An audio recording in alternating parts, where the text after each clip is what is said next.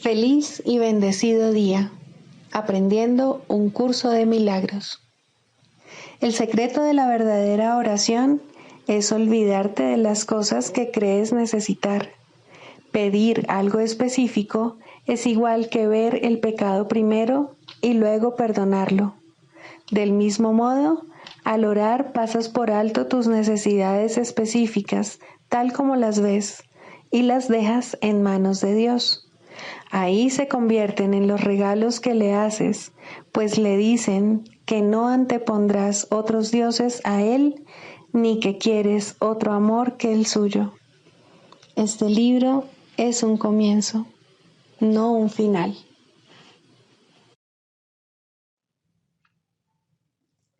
Del prefacio, que postula, párrafo 2. El mundo de la percepción, por otra parte, es el mundo del tiempo, de los cambios, de los comienzos y de los finales. Se basa en interpretaciones, no en hechos. Es un mundo de nacimientos y muertes, basado en nuestra creencia en la escasez, en la pérdida, en la separación y en la muerte. Es un mundo que aprendemos en vez de algo que se nos da.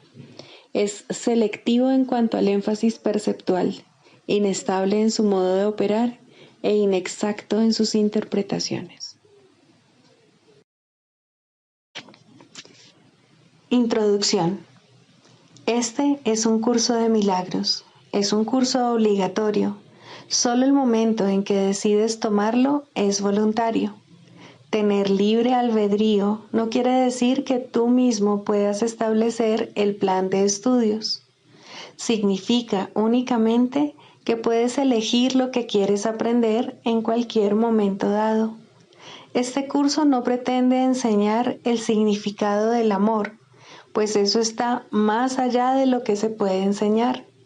Pretende, no obstante, despejar los obstáculos que impiden experimentar la presencia del amor, el cual es tu herencia natural. Lo opuesto al amor es el miedo, pero aquello que todo lo abarca no puede tener opuestos. Este curso puede, por lo tanto, resumirse muy simplemente de la siguiente manera. Nada real puede ser amenazado. Nada irreal existe. En esto radica la paz de Dios.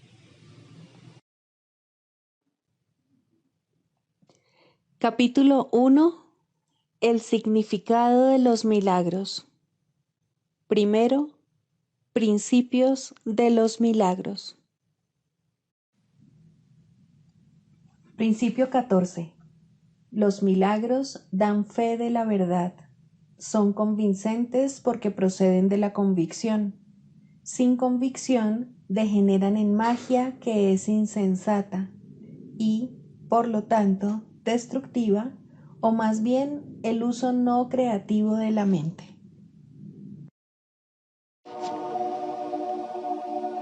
Capítulo 20. La visión de la santidad. Primero, la Semana Santa.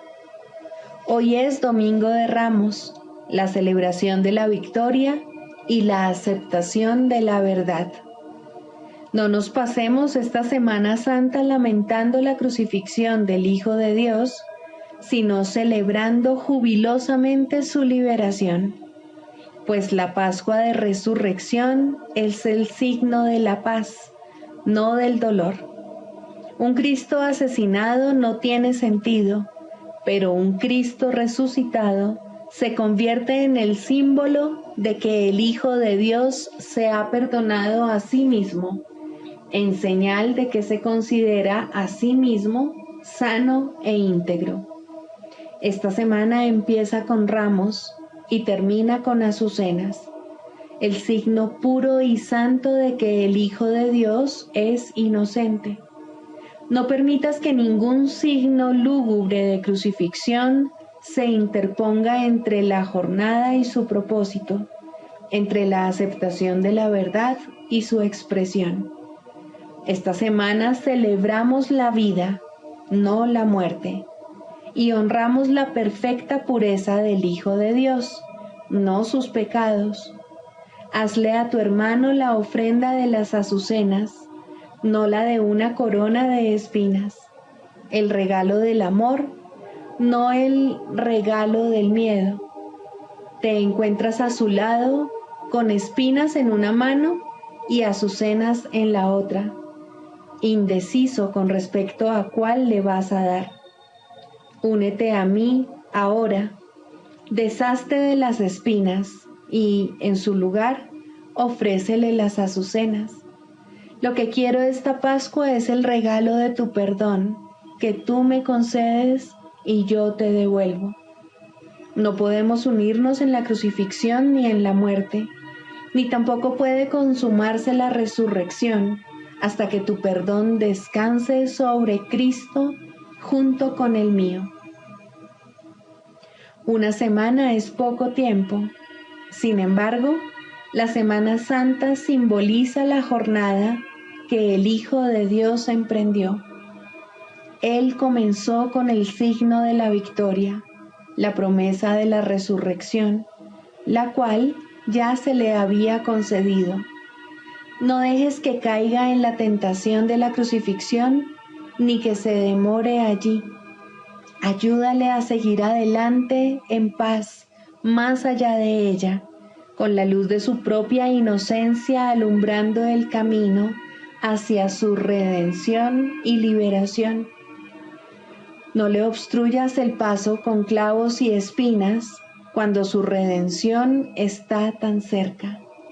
Deja, en cambio, que la blancura de tu radiante ofrenda de azucenas lo acelere en su camino hacia la resurrección. La Pascua no es la celebración del costo del pecado, sino la celebración de su final. Si al mirar entre los níveos pétalos de las azucenas que has recibido y ofrecido como tu regalo, vislumbras tras el velo la faz de Cristo, estarás contemplando la faz de tu hermano y reconociéndola. Yo era un extraño y tú me acogiste, a pesar de que no sabías quién era, mas lo sabrás por razón de tu ofrenda de azucenas. En el perdón que le concedes a ese forastero, que aunque es un extraño para ti, es tu amigo ancestral, reside su liberación y tu redención junto con él. La temporada de Pascua es una temporada de júbilo, no de duelo. Contempla a tu amigo resucitado y celebra su santidad junto conmigo, pues la Pascua es la temporada de tu salvación junto con la mía.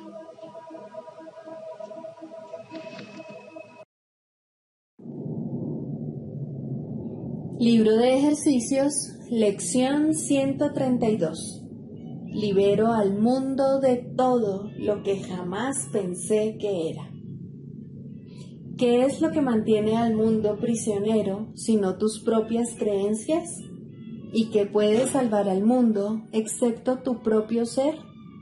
El poder de las creencias es ciertamente formidable. Los pensamientos que albergas son poderosos y los efectos que las ilusiones producen son tan potentes como los efectos que produce la verdad. Los locos creen que el mundo que ven es real y así no lo ponen en duda. No se les puede persuadir cuestionando los efectos de sus pensamientos. Solo cuando se pone en tela de juicio la fuente de estos, alborea finalmente en ellos la esperanza de libertad. La salvación, no obstante, puede alcanzarse fácilmente, pues todo el mundo es libre de cambiar de mentalidad, y al hacerlo, todos sus pensamientos cambian también. Ahora la fuente de los pensamientos ha cambiado, pues cambiar de mentalidad significa que has efectuado un cambio en la fuente de todas las ideas que tienes ahora, que jamás hayas tenido o que algún día puedas tener. Liberas al pasado de todo lo que antes pensabas. Liberas al futuro de todas tus viejas ideas de ir en busca de lo que realmente no deseas encontrar. El único tiempo que queda ahora es el presente. Aquí, en el presente, es donde el mundo queda liberado, pues al dejar que el pasado quede cancelado y al liberar el futuro de tus viejos temores, encuentras escape y se lo ofreces al mundo. Has esclavizado al mundo con todos tus temores, dudas y aflicciones, con todo tu dolor y todas tus lágrimas, y todas tus penas lo oprimen y lo mantienen prisionero de tus creencias. La muerte lo azota por doquier, porque albergas en tu mente amargos pensamientos de muerte. El mundo en sí no es nada. Tu mente tiene que darle significado, y lo que contemplas en él es la representación de tus deseos, de modo que puedas verlos y creer que son reales. Tal vez pienses que no fuiste tú quien construyó este mundo, sino que viniste en contra de tu voluntad a lo que ya estaba hecho, un mundo que no estaba precisamente esperando a que tus pensamientos le confiriesen significado. Pero la verdad es que encontraste exactamente lo que andabas buscando cuando viniste.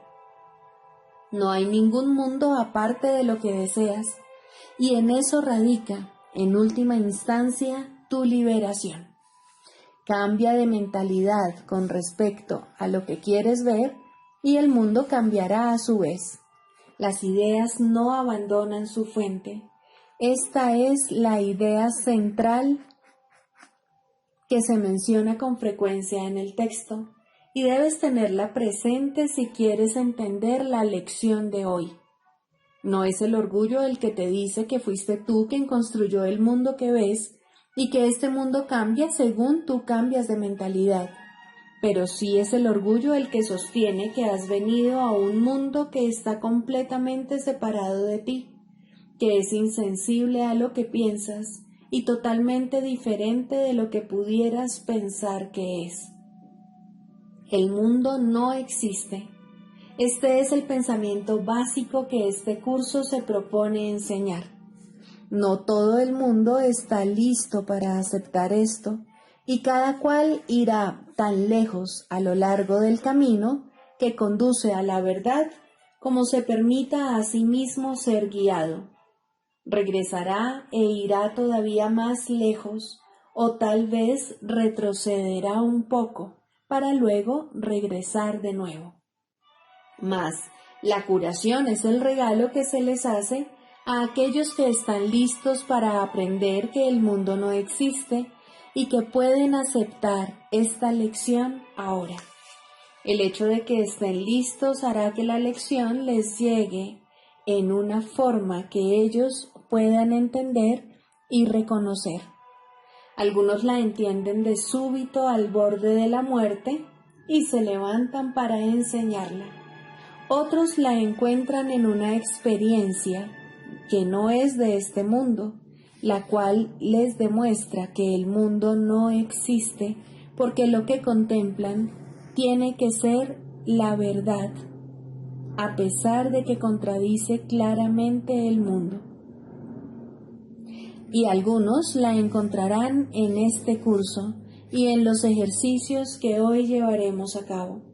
La idea de hoy es verdad, porque el mundo no existe. Y si en verdad este no es más que un producto de tu imaginación, puedes entonces liberarlo de todo lo que jamás pensaste que era, cambiando simplemente todos aquellos pensamientos que le daban su apariencia. Los enfermos se curan a medida que abandonas todo pensamiento de enfermedad, y los muertos resucitan cuando permites que los pensamientos de vida reemplacen a todos los pensamientos de muerte que jamás albergaste. Ahora tenemos que subrayar nuevamente una lección que ya se ha mencionado antes, pues contiene los sólidos cimientos de la idea de hoy. Eres tal como Dios te creó. No hay lugar en el que puedas sufrir ni tiempo que pueda alterar tu eterna condición. ¿Cómo iba a poder existir un mundo de espacio y tiempo si tú sigues siendo tal como Dios te creó? ¿Qué es la lección de hoy, sino otra manera de decir que conocer tu ser es la salvación del mundo? Libera al mundo de toda clase de dolor. Esto no es otra cosa que cambiar de mentalidad con respecto a ti mismo. El mundo no existe aparte de tus ideas, porque las ideas no abandonan su fuente, y tú mantienes el mundo intacto en tu mente mediante tus pensamientos. Mas, si tú eres tal como Dios te creó, no puedes pensar estando separado de Él, ni fabricar lo que no comparte su intemporalidad y su amor. ¿Son acaso estos inherentes al mundo que ves? ¿Crea acaso este mundo tal como Él lo hace?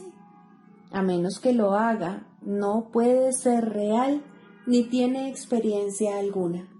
Si tú eres real, el mundo que ves es falso, pues la creación de Dios es diferente del mundo desde cualquier punto de vista.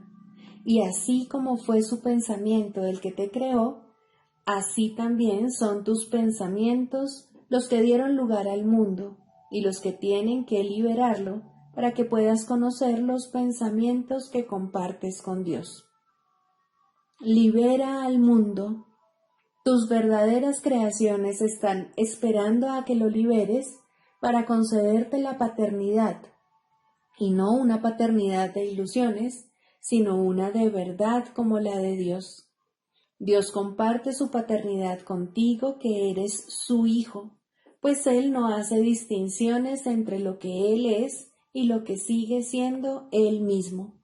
Lo que Él crea no está separado de Él, y no hay ningún lugar en el que el Padre acabe y el Hijo comience como algo separado.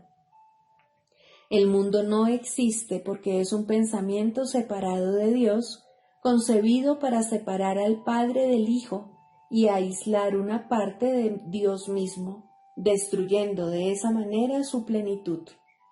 ¿Podría acaso ser real un mundo que emana de esta idea? ¿Dónde se le podría encontrar? Niega las ilusiones, pero acepta la verdad.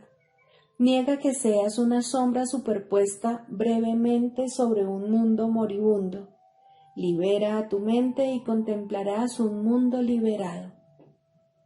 Nuestro propósito hoy es liberar al mundo de todos los pensamientos vanos que jamás hayamos tenido acerca de él y acerca de todos los seres vivientes que vemos en él. No pueden estar ahí, ni nosotros tampoco, pues nos encontramos junto con todos ellos en la morada que nuestro Padre creó para nosotros. Y nosotros, que seguimos siendo tal como Él nos creó, queremos liberar hoy al mundo de cada una de nuestras ilusiones, para así poder ser libres. Comienza cada una de las 2 sesiones de 15 minutos de práctica de hoy con lo siguiente. Yo, que sigo siendo tal como Dios me creó, quiero liberar al mundo de todo lo que jamás pensé que era, pues yo soy real porque el mundo no lo es, y quiero conocer mi propia realidad. Luego simplemente descansa, alerta pero sin tensión, y permite que en la quietud se efectúe un cambio en tu mente, de manera que el mundo pueda quedar libre junto contigo. No es necesario que te des cuenta de que cuando envías estos pensamientos para bendecir al mundo, la curación le llega a muchos de tus hermanos en remotos lugares del mundo, así como a aquellos que ves a tu alrededor, y te percatarás de tu propia liberación, aunque tal vez aún no comprendas del todo que nunca habrías podido liberarte solo.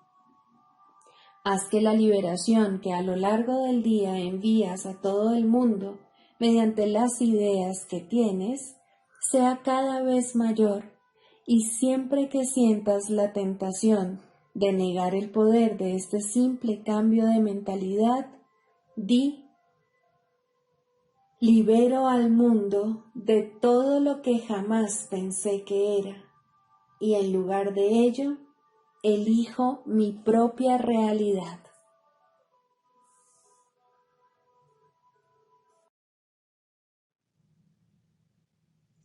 Del Manual para el Maestro, pregunta 4. ¿Cuáles son las características de los maestros de Dios? 2. Honestidad. Todas las demás características de los maestros de Dios se basan en la confianza. Una vez que ésta se ha alcanzado, las otras se suceden naturalmente. Solo los que tienen confianza pueden permitirse ser honestos, pues solo ellos pueden ver el valor de la honestidad. La honestidad no se limita únicamente a lo que dices. El verdadero significado del término es congruencia. Nada de lo que dices está en contradicción con lo que piensas o haces. Ningún pensamiento se opone a otro. Ningún acto contradice tu palabra, ni ninguna palabra está en desacuerdo con otra. Así son los verdaderamente honestos. No están en conflicto consigo mismos a ningún nivel. Por lo tanto, les es imposible estar en conflicto con nada o con nadie. La paz que experimentan los maestros de Dios avanzados se debe en gran medida a su perfecta honestidad. Solo el deseo de engañar da lugar a la pugna. El que es uno consigo mismo no puede ni siquiera concebir el conflicto. El conflicto es el resultado inevitable del autoengaño, y el autoengaño es deshonestidad. Para un maestro de Dios, nada supone un desafío, pues ello implicaría que se abrigan dudas, y la confianza en la que los maestros de Dios descansan con absoluta seguridad hace que les sea imposible dudar. Por lo tanto, solo pueden triunfar. En esto, como en todo, son honestos. Solo pueden triunfar porque nunca hacen su propia voluntad. Eligen por toda la humanidad, por todo el mundo y por todas las cosas que en él habitan, por lo que es inalterable e inmutable, más allá de las apariencias, y por el Hijo de Dios y su Creador. ¿Cómo no iban a triunfar? Eligen con perfecta honestidad, tan seguros de sí mismos como de su elección.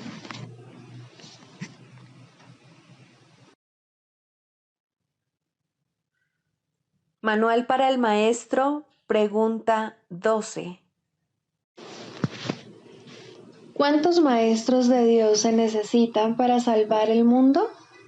La respuesta a esta pregunta es uno solo. Un maestro absolutamente perfecto que haya completado su aprendizaje es suficiente.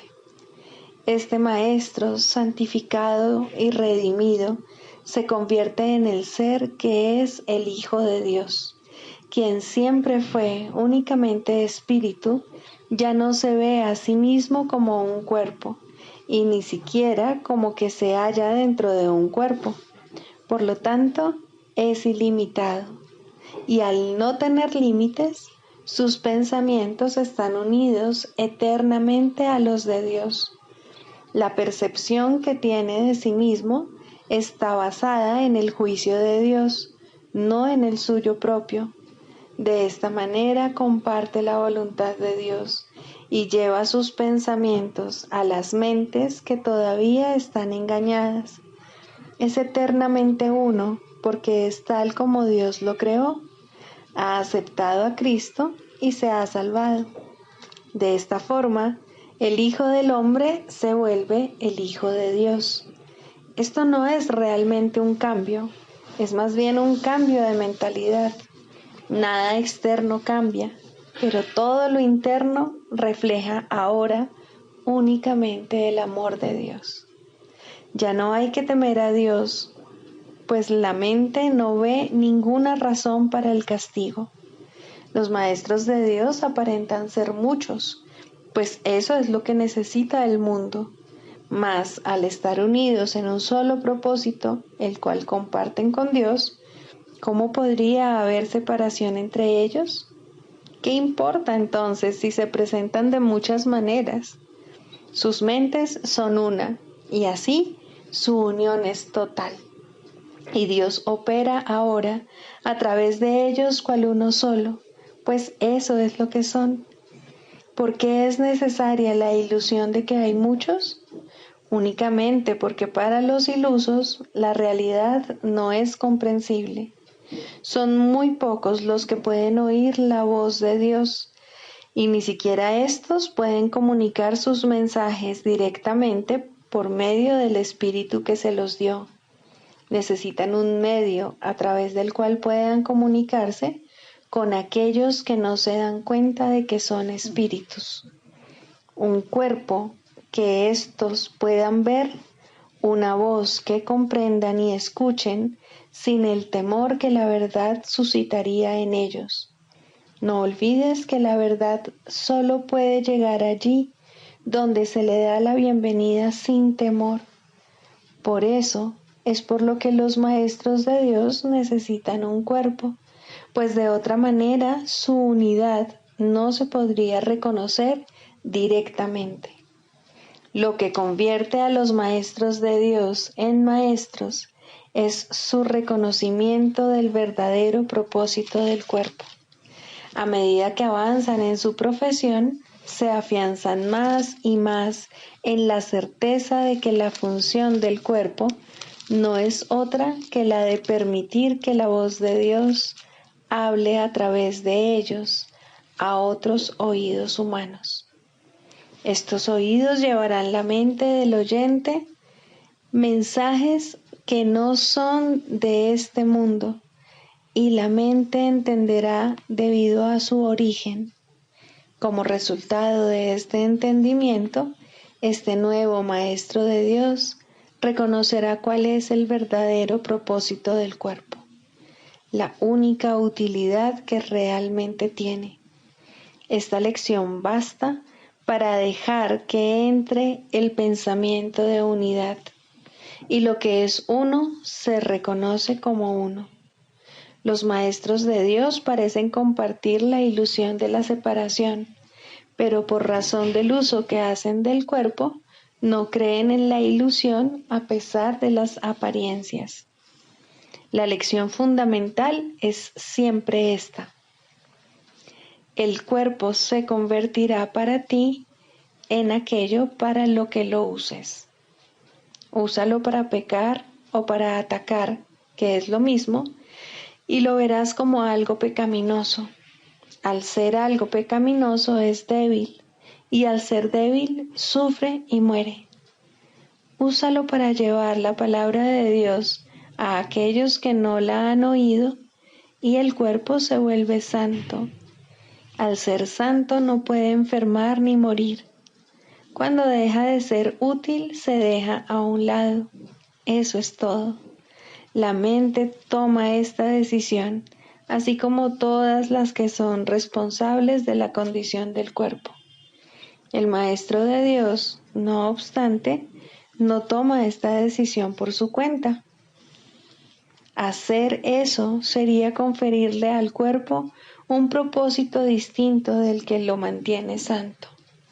La voz de Dios dirá cuándo ha llevado a término su cometido, tal como le dice cuál es su función. Mas Él no sufre, tanto si se va como si se queda. Ahora es imposible que pueda enfermar. La unicidad y la enfermedad no pueden coexistir. Los maestros de Dios eligen ver sueños por un tiempo. Es una elección consciente, pues han aprendido que toda elección se hace conscientemente, con pleno conocimiento de sus consecuencias. El sueño afirma lo contrario, pero ¿quién pondría su fe en sueños una vez que los has reconocido como tales? Ser conscientes de que están soñando es la verdadera función de los maestros de Dios, quienes observan a los personajes del sueño ir y venir, variar y cambiar, sufrir y morir, mas no se dejan engañar por lo que ven. Reconocen que considerar a una de las figuras del sueño como enferma y separada no es más real que considerarla saludable y hermosa. La unidad es lo único que no forma parte de los sueños, y esta unidad, que indudablemente les pertenece, es lo que los maestros de Dios reconocen como lo que se encuentra tras el sueño, más allá de toda apariencia.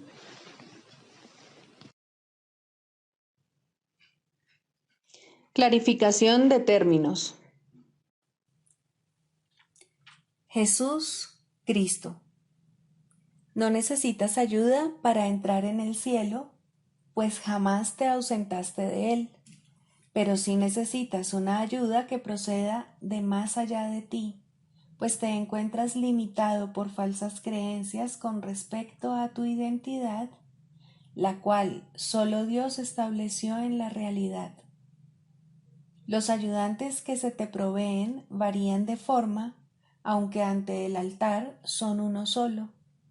Más allá de cada uno de ellos se encuentra un pensamiento de Dios, y esto jamás ha de cambiar. Pero sus nombres difieren por un tiempo, puesto que el tiempo necesita símbolos, siendo de por sí irreal.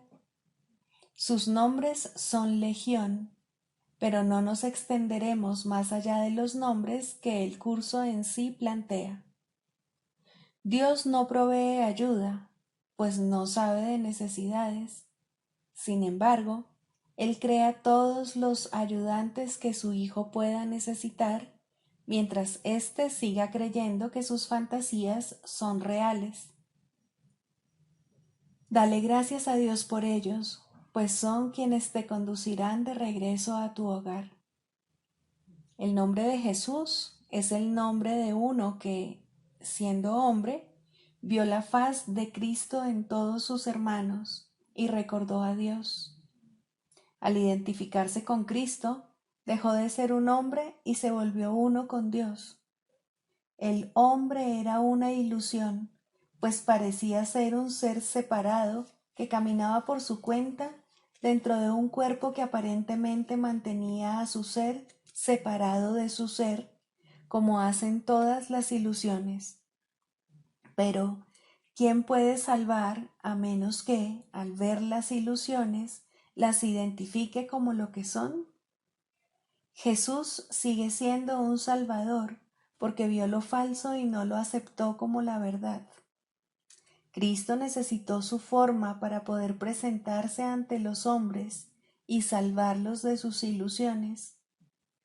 En su completa identificación con el Cristo, el perfecto Hijo de Dios, su única creación y su felicidad, por siempre como Él y uno como Él, Jesús se convirtió en lo que todos vosotros no podéis sino ser.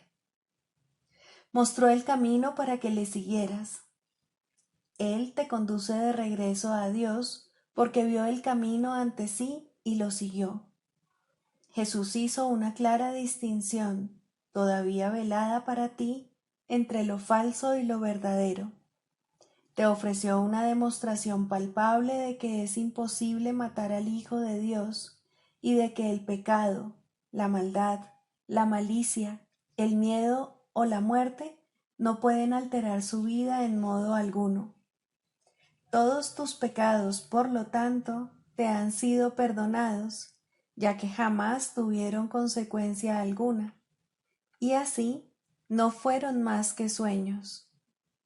Levántate con aquel que te mostró esto, ya que se lo debes por haber compartido contigo tus sueños para que pudieran ser disipados, y todavía los comparte para mantenerse en unión contigo. ¿Es Él el Cristo? Por supuesto que sí, junto contigo. Su vida en la tierra no fue lo suficientemente larga como para poder enseñar la poderosa lección que aprendió por todos vosotros, mas Él permanecerá contigo para conducirte desde el infierno que tú hiciste hasta Dios. Y cuando unas tu voluntad a la suya, verás a través de su visión, pues los ojos de Cristo se comparten. Caminar con Él es algo tan natural como caminar con un hermano al que conoces desde que naciste, pues eso es en verdad lo que Él es. Se han hecho amargos ídolos de aquel que solo quiere ser un hermano para el mundo. Perdónale tus fantasías y comprende lo mucho que amarías a un hermano así, pues Él por fin le brindará descanso a tu mente y la llevará contigo ante tu Dios. ¿Es Él el único ayudante de Dios? Por supuesto que no, pues Cristo adoptará muchas formas con diferentes nombres hasta que se reconozca la unicidad de todas ellas. Mas para ti, Jesús es el portador del único mensaje de Cristo acerca del amor de Dios. No tienes necesidad de ningún otro. Es posible leer sus palabras y beneficiarse de ellas sin aceptarle en tu vida, mas Él te ayudaría todavía más si compartieses con Él tus penas y alegrías y renunciases a ambas para hallar la paz de Dios. Con todo, lo que Él quiere que aprendas más que nada sigue siendo la lección que vino a enseñar, la cual reza así: la muerte no existe porque el Hijo de Dios es como su Padre. No puedes hacer nada que pueda alterar el amor eterno. Olvida tus sueños de pecado y de culpabilidad, y en su lugar, ven conmigo a compartir la resurrección del Hijo de Dios, y trae contigo todos aquellos que Él te ha enviado para que cuides de ellos como yo cuido de ti.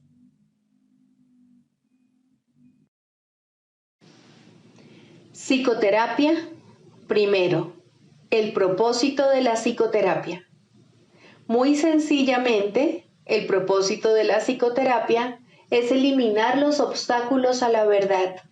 Su objetivo es ayudar al paciente a abandonar su fijo sistema ilusorio y comenzar a reconsiderar las espurias relaciones causa-efecto sobre las cuales descansa este sistema. Nadie en este mundo se escapa del miedo, pero todo el mundo puede reconsiderar sus causas y aprender a evaluarlas correctamente. Dios ha dado a todo el mundo un maestro cuya sabiduría y ayuda sobrepasan ampliamente cualesquiera contribuciones que un terapeuta terrenal pueda proveer. Sin embargo, hay momentos y situaciones en las cuales una relación terrenal paciente-psicoterapeuta se convierte en la manera a través de la cual él ofrece sus más grandes regalos a ambos. ¿Qué mejor propósito podría una relación tener que el de invitar al Espíritu Santo a entrar en ella y dar su propio gran regalo de regocijo? ¿Qué más alta meta podría haber para cualquiera que la de aprender a invocar a Dios y escuchar su respuesta? ¿Y qué objetivo más trascendente puede haber que el de evocar el camino, la verdad y la vida y recordar a Dios? Ayudar en esto es el propósito correcto de la psicoterapia. ¿Podría algo ser más santo? Pues la psicoterapia, entendida correctamente, enseña el perdón y ayuda al paciente a reconocerlo y a aceptarlo. Y en su sanación, el terapeuta se perdona junto con él. Todo el que necesita ayuda, sin importar la forma de su sufrimiento, se está atacando a sí mismo y como consecuencia de ello, la paz de su mente está sufriendo. Estas tendencias a menudo se describen como autodestructivas y con frecuencia el paciente mismo las percibe de esa forma. De lo que no se da cuenta y lo que necesita aprender es que ese yo que puede atacar y también ser atacado es un concepto que él ha fabricado. Aún más, lo atesora, lo defiende y en ocasiones incluso se encuentra dispuesto a sacrificar su vida en nombre de ese yo, pues lo considera su propio ser. Lo ve como algo que se afecta, que reacciona a fuerzas externas según ellas lo requieren y que se encuentra indefenso en medio del poder del mundo. La psicoterapia, entonces, debe restablecer a su conciencia la habilidad para tomar sus propias decisiones. Debe disponerse a revertir su pensamiento y a entender que aquello que él creyó que proyectaba sus efectos sobre él era fabricado por sus propias proyecciones sobre el mundo. Por tanto, el mundo que ve no existe. Hasta que esto se acepte, al menos en parte, el paciente no puede verse a sí mismo como realmente capaz de tomar decisiones y luchará contra su libertad por creer que se trata de su esclavitud. El paciente no necesita pensar que la verdad es Dios para tener progresos en la salvación, pero debe comenzar a separar la verdad de la ilusión al reconocer que no son lo mismo y al estar paulatinamente más dispuesto a ver las ilusiones como falsas y a aceptar la verdad como tal. Su maestro lo conducirá desde ahí, tan lejos como se encuentre dispuesto a llegar. La psicoterapia solo puede ahorrarle tiempo. El Espíritu Santo usa el tiempo como lo considera mejor, y Él nunca se equivoca. La psicoterapia, bajo su dirección, es uno de los medios que usa para ahorrar tiempo y para preparar maestros adicionales para su obra. La ayuda que Él comienza y dirige no tiene fin. Cualquiera que sea la ruta que Él elija, toda psicoterapia finalmente conduce a Dios. Pero eso se le deja a Él. Todos somos sus psicoterapeutas, pues quiere que todos seamos sanados en Él. El canto de la oración. Segundo, la escalera de la oración.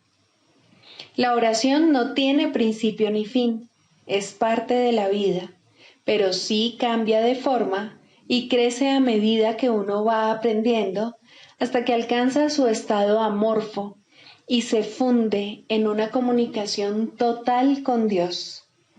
En su aspecto peticionario, no necesita apelar a Dios, que de hecho rara vez se hace, y ni siquiera entraña creencia alguna en Él. En estos niveles, la oración es un simple desear que surge de un sentido de carencia y escasez. Estas formas de oración o de pedir desde la necesidad siempre entrañan un sentimiento de debilidad e insuficiencia. Nadie, pues, que esté seguro de su identidad, podría orar de esta manera. Pero no es menos cierto que nadie que no tenga certeza sobre su identidad puede evitar hacerlo. La oración es tan continua como la vida. Todo el mundo ora sin cesar. Pide y ya has recibido. pues has determinado qué es lo que quieres. Es posible, asimismo, alcanzar una forma más elevada de pedir desde la necesidad, puesto que en este mundo la oración es reparadora y, por lo tanto, entraña niveles de aprendizaje. En este caso, la petición puede ser dirigida a Dios con verdadera fe, pero aún sin comprensión.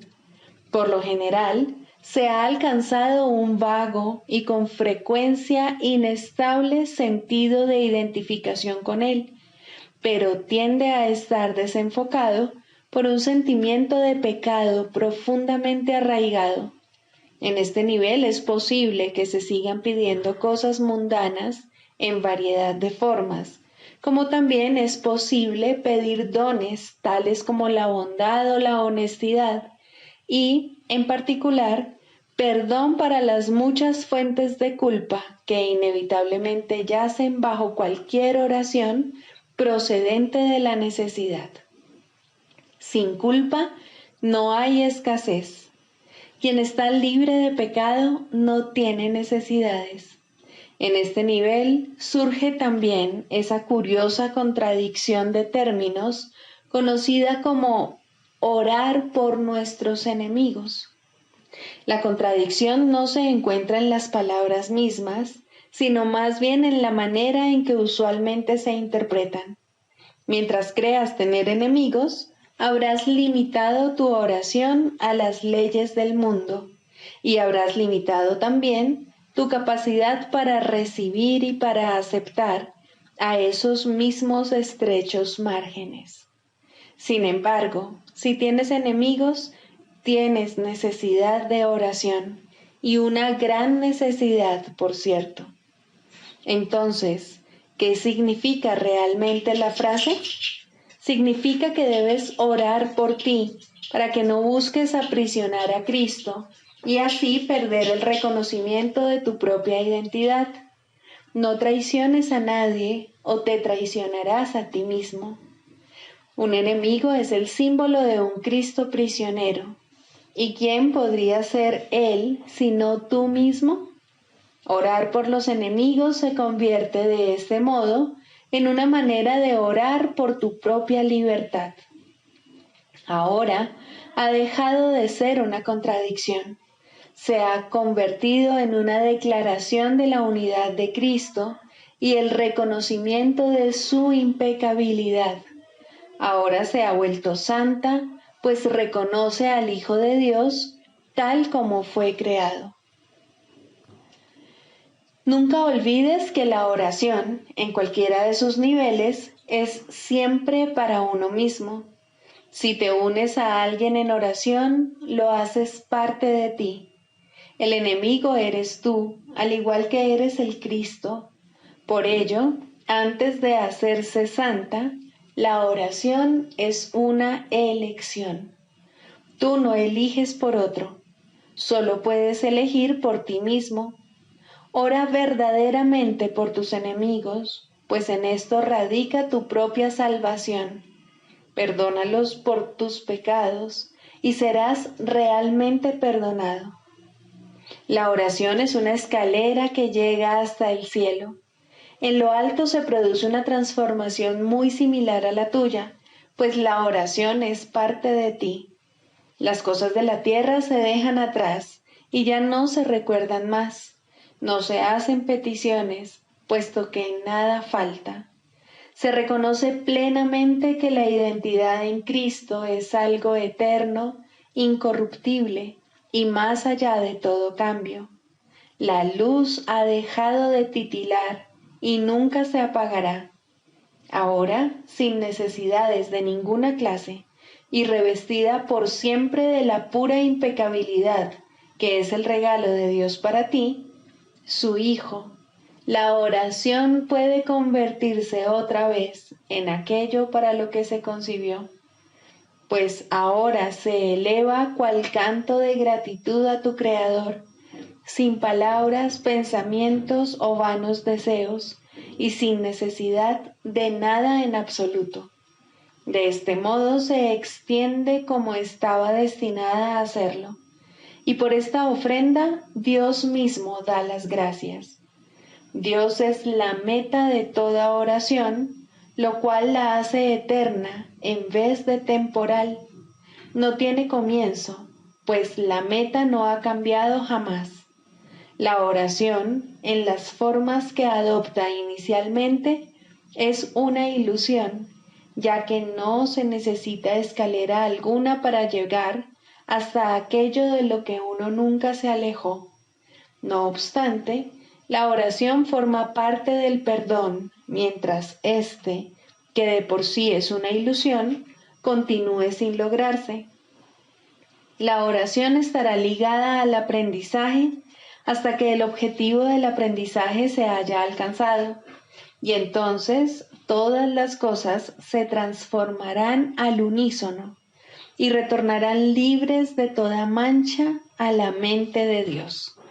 Al encontrarse más allá de lo que se puede aprender, este estado es indescriptible. Es necesario, no obstante, entender las etapas por las que hay que pasar para su obtención, si la paz ha de ser restaurada en el Hijo de Dios, quien vive ahora en la ilusión de la muerte y el temor de Dios. Sigamos a Jesús haciendo del perdón algo tan natural como respirar y algo tan vital como el aire. Amén.